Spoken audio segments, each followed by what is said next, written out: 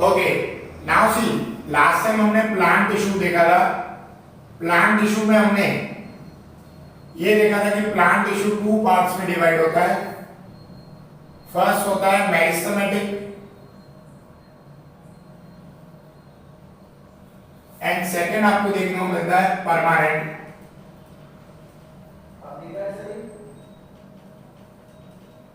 Permanent tissue के बारे में हमने लास्ट टाइम मेरिस्टेमेटिक टिश्यू के बारे में हमने लास्ट टाइम डिस्कस किया था। आज हम क्या देखेंगे, परमानेंट टिश्यू के बारे में देखेंगे कि परमानेंट टिश्यू क्या होते हैं और वो कैसे वर्क करते हैं। देखो नाम से पता चल रहा है ये परमानेंट है। अब परमानेंट टिश्यू क्या होते हैं, ऐसे टिश्यू मतलब वो बनने के बाद आगे उनका डिवीजन नहीं होता। मेरिस्टेमेटिक टिश्यू में हमने क्या देखा था कि वो ग्रोथ करते जाते हैं, लेकिन परमानेंट टिश्यू में ऐसा देखने को नहीं मिलेगा। क्या देखने को मिलेगा कि उनकी जो ग्रोथ है ना, वो एक बार हो गए, उसके बाद उनके अंदर कोई भी डिवीजन नहीं होगा, कोई भी ग्रोथ आपको देखने को नहीं मिलेगी, ठीक है, क्योंकि वो फिर परमानेंट हो जाएंगे। मतलब किसी भी तरीके का सेल डिवीजन आपको देखने को मिलेगा नहीं।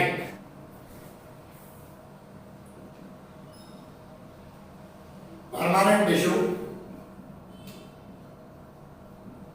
ठीक है, इनके अंदर जो सेल्स होते हैं ना, वो अपनी डिवीजन करने की कैपेसिटी को खो देते हैं, ठीक है। देखो क्या लिखना है, इट इज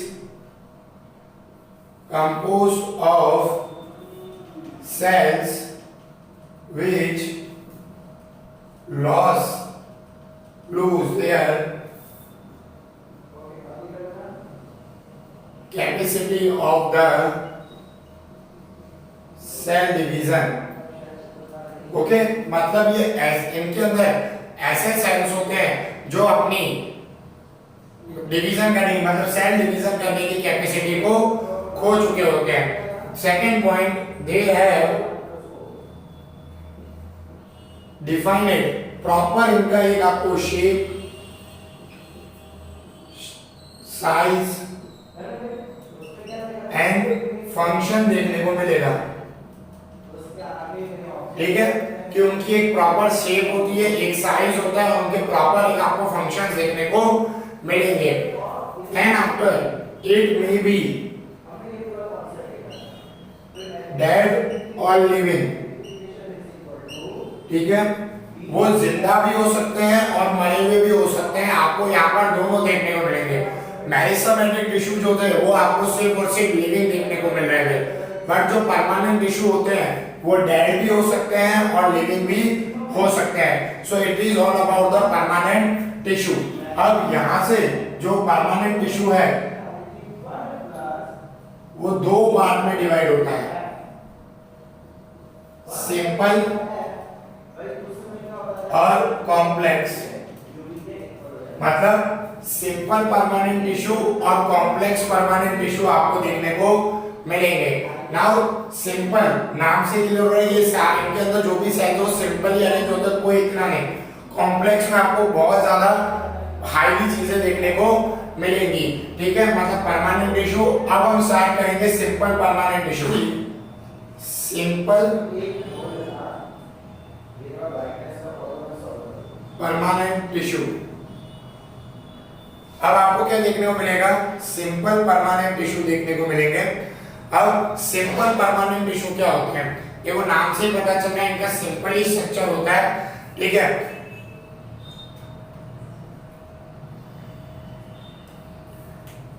देखो these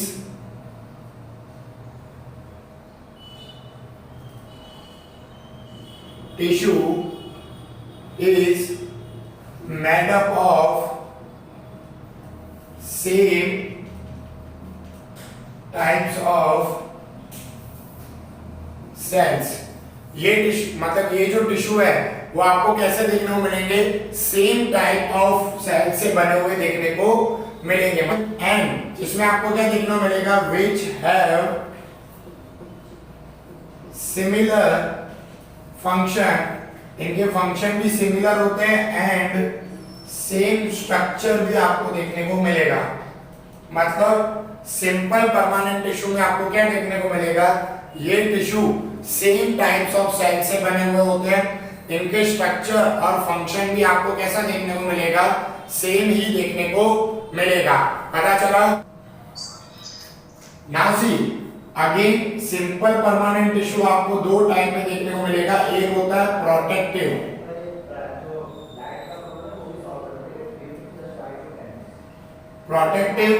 और सेकंड आपको क्या देखने को मिलेगा? Supporting.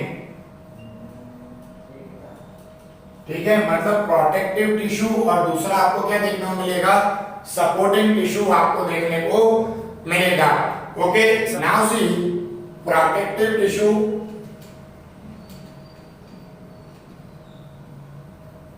And supporting tissue.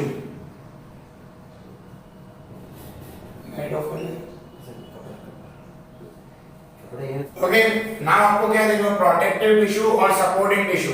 Protective tissue में दो आते हैं, एक होता है एपिडर्मिस, सेकंड होता है क्रूक। दोनों क्या होते हैं वो भी बता रहा हूं। सब देखो, एपिडर्मिस और क्या देखने को मिलेगा आपको? क्रूक देखने को मिलेगा। सपोर्टिंग में सबसे पहले आपको देखने को मिलेगा पैरेन्काइमा, सेकंड आपको देखने को मिलेगा क्वारेन्काइमा। ठीक है, पैरेन्काइमा, क्वारेन्काइमा एंड सेकंड आपको देखने को मिलेगा थर्ड स्क्लेरेन्काइमा आपको देखने को मिलेगा।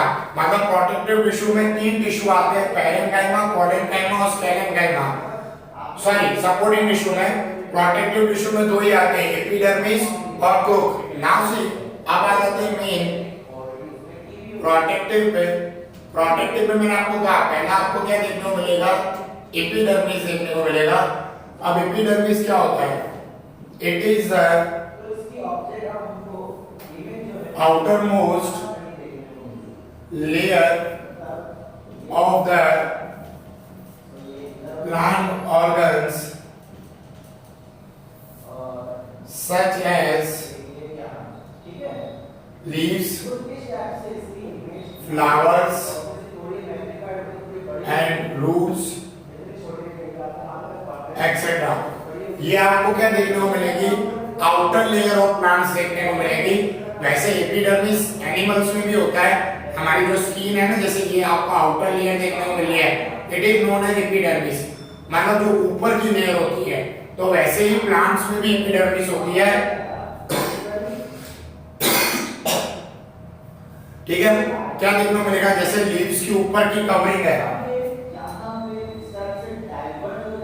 ये जो लीव्स है, ये जो इनके ऊपर की कवरिंग है, ऊपर की लेयर, उसे क्या कहा जाता है? एपिडर्मिस कहा जाता है। मतलब it is an outer most layer of the plant organs, leaf हो, फ्लावर हो, रूट्स हो, ठीक है, उनमें आपको देखने को मिलेगा। अब एपिडर्मिस के साथ एक और स्ट्रक्चर देखने को मिलता है जिसको नाम दिया गया स्टोमेटा। आपने स्टोमेटा के बारे में बहुत कुछ सुना होगा, लोअर स्टैंडर्ड्स में भी पढ़ा होगा। 8th स्टैंडर्ड में एक चैप्टर भी था प्लांट्स के ऊपर, उसमें स्टोमेटा का बताया गया था। क्या बोला गया? Epidermis having small pores on the surface. क्या कहा गया? जब एपिडर्मिस के सरफेस पे आपको छोटे छोटे पोर्स, मतलब छोटे छोटे होल्स देखने को मिले, तो उसे क्या कहते हैं? These spores are called stomata। ऐसे स्पोर्स को क्या कहा जाता है? स्टोमेटा कहा जाता है। मतलब ये जो लीफ की आउटर लेयर है ना, इसमें आपको छोटे छोटे होल्स देखने को मिलेंगे।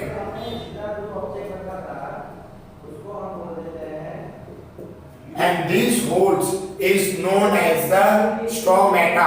ऐसे होल्स को हम क्या कहते हैं? स्टोमेटा कहते हैं। मतलब these are holes known as stomata।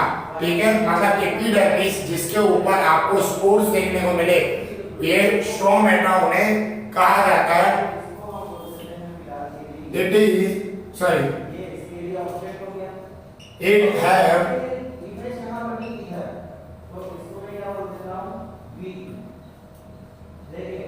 kidney shaped structure. इनका स्ट्रक्चर कैसा होता है? किडनी शेप जैसा होता है। मतलब अगर आप इनको माइक्रोस्कोप में देखोगे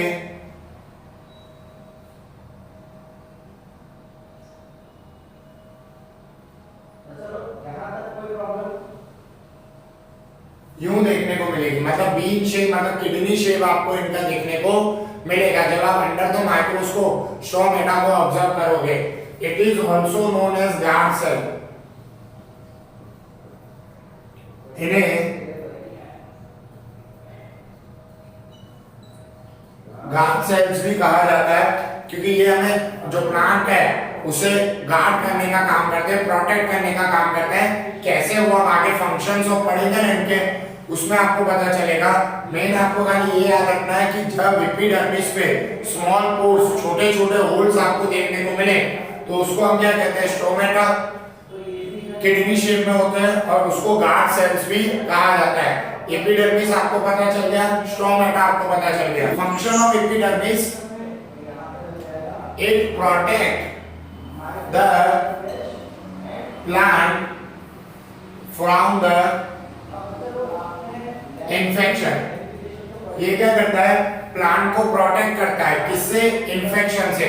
मतलब देखो ऐसा नहीं है कि प्लांट है तो उसके अंदर कोई डिजीज या कोई इन्फेक्शन नहीं होगा, प्लांट के अंदर भी इन्फेक्शन देखने को मिलते हैं। कोई मिनरल्स का कोई मिनरल ज्यादा आ जाए कोई कम रह जाए, तो एपिडर्मिस का वही काम है कि प्लांट्स को किससे प्रोटेक्ट करना, इन्फेक्शन से प्रोटेक्ट करना। ठीक है, it helps in increase the rate of transpiration. ठीक है, ये क्या करता है, ट्रांसपिरेशन एंड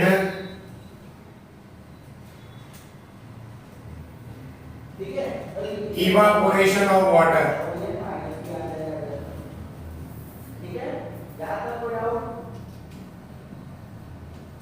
ठीक है, ये क्या करता है, रेट ऑफ ट्रांसपिरेशन मतलब जो ऑक्सीजन लेना, सॉरी कार्बन डाइऑक्साइड लेनी है और ऑक्सीजन रिलीज करना है, उसका रेट भी आपको ट्रांसपिरेशन मतलब एपिडर्मिस की वजह से देखने को मिलेगा। देखो एपिडर्मिस क्या होती है, आउटर लेयर होती है, मैं लीफ का ही बता रहा हूं। ये लीफ की जो आउटर लेयर है, कार्बन डाइऑक्साइड आएगी भी यहाँ से और ऑक्सीजन निकलेगा भी यहाँ से। सो ये क्या करती है, ये रेट ऑफ ट्रांसपिरेशन बढ़ाती है और जो वाटर है वो भी यहाँ से एंटर होगा। आपको पता है आप लीव्स में वाटर देते हो तो वाटर का जो रिलीज है वो भी आपको यहाँ से ही देखने को मिलेगा। मतलब ये क्या करता है, ट्रांसपिरेशन और इवापोरेशन ऑफ वाटर कराने में मदद करता है। ठीक है, and then after stomata, stomata allows the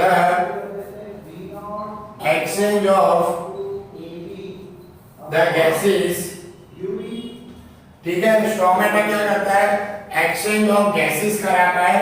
कब, ड्यूरिंग द फोटोसिंथेसिस। अब देखो यहां से आपको पता चलेगा स्टोमेटा का वर्क। देखो क्या होता है, जो स्टोमेटा होती है ना छोटी छोटी, वो क्या करती है, मैंने आपको बताया किडनी शेप होती है, ये बंद रहती है। ठीक है, लेकिन जैसे ही प्लांट को फोटोसिंथेसिस करना हो तो ये ओपन हो जाती है और कार्बन डाइऑक्साइड और वाटर को अंदर जाने देती है और उतना ही अंदर जाने देगी जितनी प्लांट को जरूरत होगी। जरूरत से ज्यादा वो प्लांट में उन्हें अंदर जाने देगी नहीं। जैसे ही उन्हें लगेगा कि हाँ अब लिमिटेड हो गया है, अब इससे ज्यादा हमें जरूरत नहीं है, तो वो वापस क्या हो जाती है, क्लोज हो जाती है। मतलब स्टोमेटा क्लोज हो जाती है।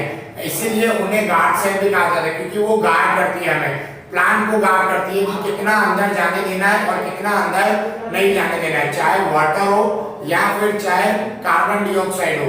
क्योंकि देखो एपिडर्मिस तो क्या करेगा, सब कुछ ले लेगा जैसे हमने देखा, लेकिन कितनी जरूरत है, मतलब जितनी जरूरत होगी स्टोमेटा से उतने को ही अंदर जाने देगा। दैट्स व्हाई स्टोमेटा क्या करता है, एक्सचेंज ऑफ गैस मतलब कार्बन डाइऑक्साइड लेता है, ऑक्सीजन छोड़ता है ड्यूरिंग द फोटोसिंथेसिस। मतलब स्टोमेटा क्या करते हैं, जितनी जरूरत है उतना ही अंदर जाने देता है, बाकी का बाहर ही स्टॉप कर देता है। समझ में आया? Protective tissue. ठीक है, प्रोटेक्टिव टिश्यू में अब सेकंड टाइप हमारा कौन सा है, क्रूक। ठीक है, अब क्रूक क्या होता है, आपने जो स्टीम का, जब पेड़ बहुत बड़े हो जाते हैं ट्रीज, उसकी स्टीम देखी होगी इतनी मोटी आपको देखने को मिलती है। जो बाहर की कवरिंग होती है ना, जहां पर आपको ऐसे लाइनिंग देखने को मिलती है dark brown in colour, stream पे, इस ये पूरी स्ट्रीम को बाहर के हिस्से को क्या कहा जाता है? क्रूक कहा जाता है। इसे क्रूक ऑफ कैडमियम भी कहते हैं, बट आप इसे किस नाम से याद रखोगे? क्रूक। पता चला क्रूक क्या होता है कि क्रूक जो पेड़ होते हैं उनकी जो बाहर की परत होती है ना, बाहर की लेयर, ठीक है, उसे क्या कहा जाता है? क्रूक कहा जाता है। ठीक है, जो ब्राउन डार्क ब्राउन कलर की आपको देखने को मिलती है, उसमें लाइनिंग होती है, उसको क्या कहा जाता है? क्रूक कहा जाता है। ओके, अब आपको क्या देखने को मिलेगा? It is made up of dead sales. ठीक है, ये किससे बना हुआ होता है? डेड सेल से बना होता है। मतलब जो आपको ये क्रूक देखने को मिलता है ना, ट्री की बाहर की परत, वो किससे बनी हुई होती है? डेड सेल से बनी हुई होती है।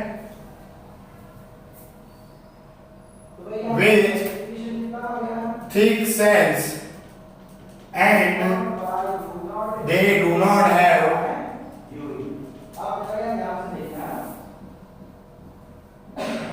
Intercellular space. आपको इनके बीच में इंटरसेल्युलर स्पेस देखने को मिलेगी नहीं। ठीक है, मतलब बीच में कोई भी जगह नहीं होगी, सारे डेड सेल्स एक दूसरे के साथ कंबाइंड फॉर्म में आपको देखने को मिलेंगे। So it is made up of dead cells with thick cells. मतलब डेड सेल्स होते हैं और वो डेड सेल्स कैसे होते हैं? थिक होते हैं, और इनके अंदर आपको इंट्रासेल्युलर स्पेस देखने को मिलेगी नहीं। और द सेल वॉल ऑफ, जो क्रूक की सेल वॉल है, is made up of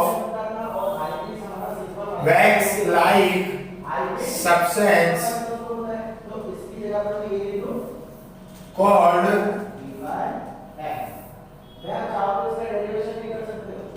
Sabin. ठीक है, ये किससे बना हुआ है? एक वैक्स लाइक सब्सटेंस से बना हुआ होता है इसकी सेल वॉल। ठीक है, जिसे हम क्या कहते हैं? सेबिन कहते हैं। ये 11th और 12th का वर्ड है, आपकी टेक्स्ट बुक में नहीं है, पर फिर भी याद रखना। जो सेल वॉल है इसकी क्रूक की, वो किससे बनी हुई है? सेबिन से बनी हुई आपको देखने को मिलेगी। ठीक है, और इसकी सेल वॉल इज इम्परमिएबल। कैसी होती है? इम्परमिएबल होती है। ना ये किसी को अंदर जाने देती है, ना अंदर से किसी को बाहर आने देती है। समझ में आया? Function of crook. देखो, अभी क्रूक के आपको फंक्शंस भी देखने को मिलेंगे, क्योंकि क्रूक सिर्फ अकेला तो होगा नहीं, मतलब कुछ ना कुछ तो काम करेगा। ठीक है, और अगर देखो प्लांट्स के अंदर या हमारे एनिमल्स के अंदर जितनी चीजें हैं उनका कुछ ना कुछ फंक्शन है, और उसी फंक्शंस के बेस में इसका क्रूक का भी आपको फंक्शन देखने को मिलेगा, वो हम यहाँ पर आपको देखेंगे। ठीक है, ये क्या करता है? It protect the plant from infection, ये भी इन्फेक्शन से प्रोटेक्ट करता है, एंड मैकेनिकल इंजरी, कि कोई भी मैकेनिकल इंजरी प्लांट में आने देता नहीं है। ठीक है, सो इट प्रोटेक्ट, ये क्या करता है? प्लांट को प्रोटेक्ट करता है, किससे? इन्फेक्शन से और मैकेनिकल इंजरी से। Second, it is shock absorber. It is an shock absorber. ठीक है, कि मतलब क्या होता है? ये प्लांट के अंदर जो मतलब उनको जो शॉक लगते हैं उसको, और इंसुलेटर ऑफ द प्लांट। देखो क्या करेगा? Shock absorber. Shock absorber means, जैसे आप देखो, अगर आप प्लांट को धक्का दोगे, मतलब जो बहुत बड़े प्लांट हो जिनके पास क्रूक हो, मतलब उनको आप धक्का दोगे तो वो पोजीशन से हिलेंगे भी नहीं। क्यों नहीं हिलेंगे? Because of crook.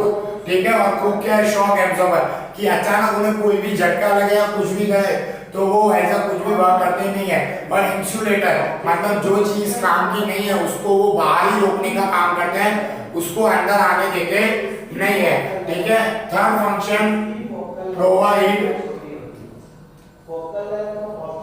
Toughness to plant. क्या प्रोवाइड करता है? प्लांट को टफनेस प्रोवाइड करता है, उसको पूरा हार्ड बनाने का काम करता है। कौन? Crook of cadmium. क्या करता है? उसे इतना हार्ड बना देता है कि उसे कोई भी चीज से फर्क नहीं पड़ सकता। ठीक है, फिर ये क्रूक